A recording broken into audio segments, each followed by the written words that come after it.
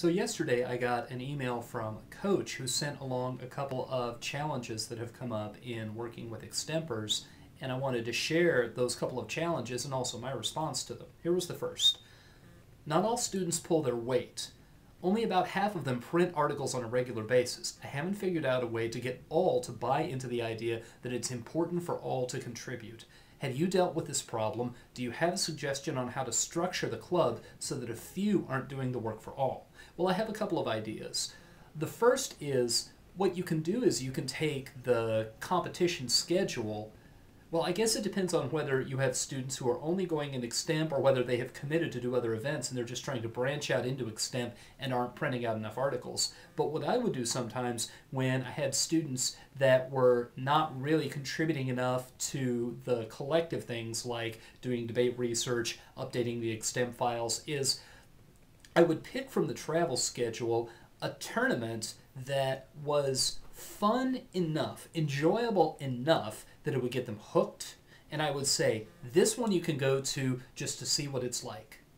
But if you want to go to anything beyond this, you're going to have to earn your way there by contributing to everybody's chances of success. And then what I would do is I would have about 2 more tournaments that had something about them that was a little bit better. Maybe they were out-of-town trips, but they weren't that far away, to where there was an intermediate tier, but still a tier above it. And in that second tier, I'd let them go to about 2 tournaments for minimum commitments. And we would try to arrive at some kind of agreement. You'll do me just a couple of articles a week, and you can go on this trip.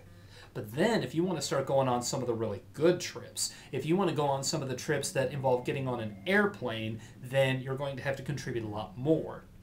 And so I think what you can do is you can kind of stair-step them up, because it could be that the scale of participation that they see from other people feels a little bit scary. So maybe if you give them just a little bit of bait and then an intermediate stage where they're trying to contribute, but they can get some guidance along the way and they can kind of go slow and see if what they're doing is actually what anyone wants or finds useful, and then encourage them to step up one more time. Now, it could be that there's not enough flexibility in your travel schedule to take an approach like that, or it could be that they're already going to all these tournaments because they already have other events, and it's just a matter of are they going to compete in extemporaneous speaking or not.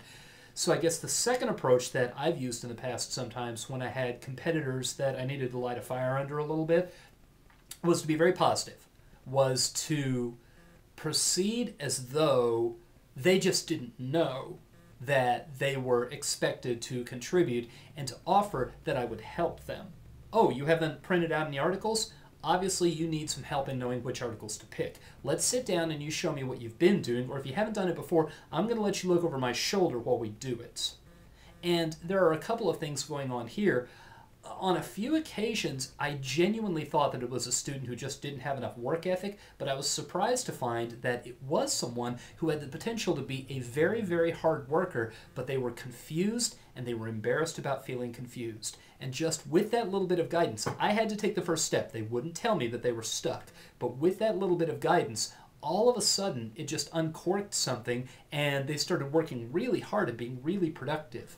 In other cases where really they just don't have adequate work ethic, if I'm positive about it and if I say, this is the way we do it, you want to do Extemp and you didn't get your articles printed out this week, well, you need some help printing out your articles, obviously. I can communicate to them in a way that is positive but still firm.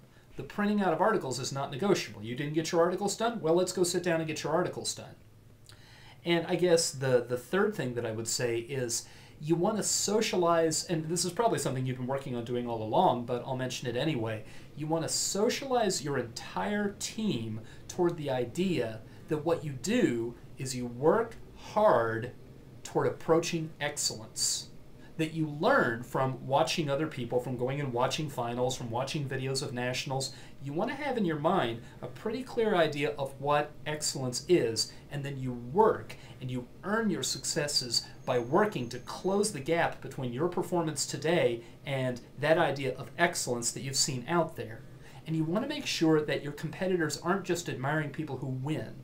I had a good friend who was a coach years and years ago at Glenbrook North High School in Illinois, which historically is one of the most successful high school debate programs in the United States. And occasionally he would have students who really only cared about the trophies, and he would say, "Come here." And he would take them to the back of the meeting space for his forensics team, and he would open up a storage cabinet and he would say, "Here, have a trophy. Have 2 or 3. Take 10.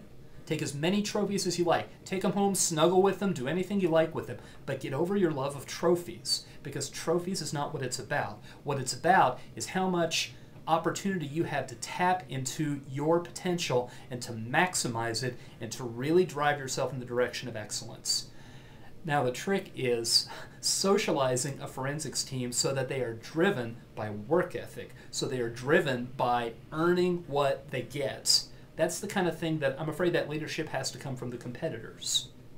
But if you can get through to some of your more mature members to where they call one another out when they're not working enough, then that's the kind of thing that can really make a difference. When it's just an unspoken assumption that everybody works, everybody pulls their weight, and the people who don't work and don't pull their weight, they're not going to be as welcome, they're not going to be as well liked, then that's often when you see it turn the corner.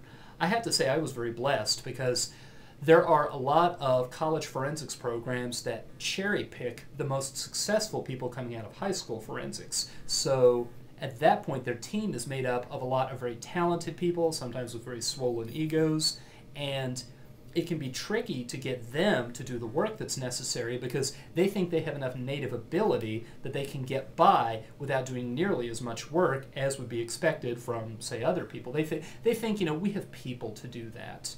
And with some of those college programs, they actually do hire people to do the research and to do the preparation, and the stars of the team have a lot less of that to do.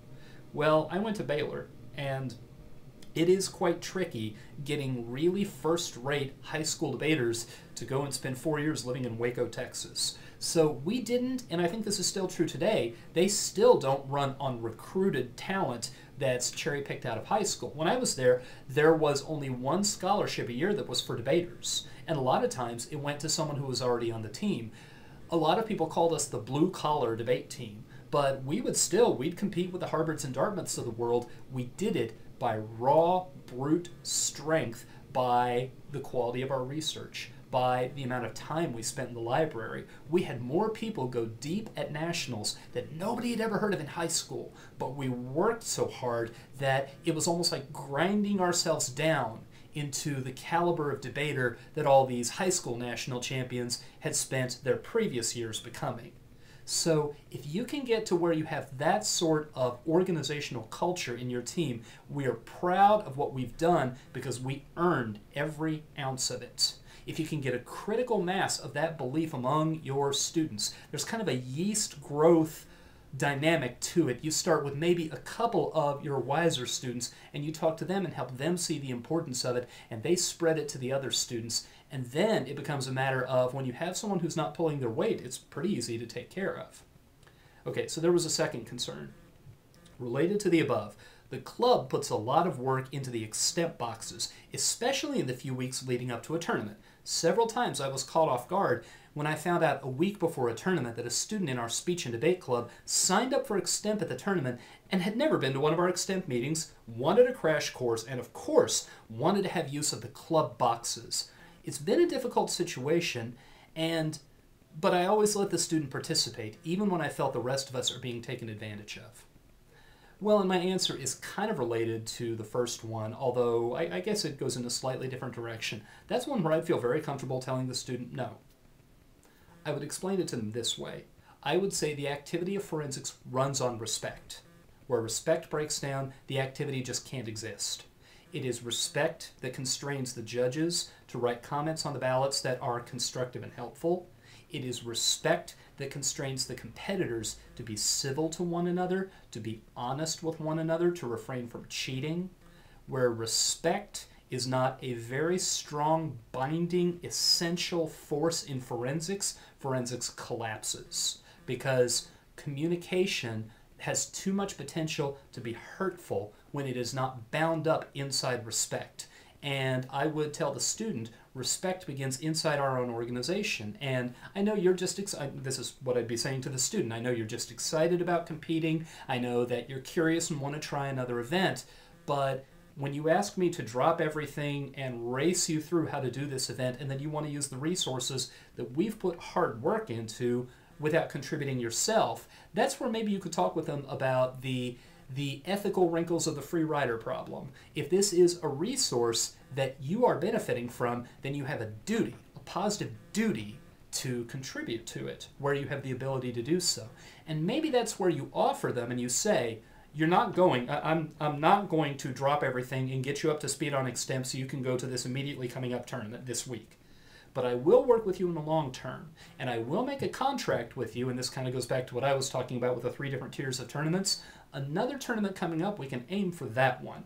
But for this tournament coming up that you've already entered, well, we're going to have to drop you, and it is out of the question. Well, maybe it's not your decision whether you drop them, but it is out of the question that you're going to use our Extemp boxes, and it is out of the question that I will sit down and teach you Extemp when there are other things that need my attention right now.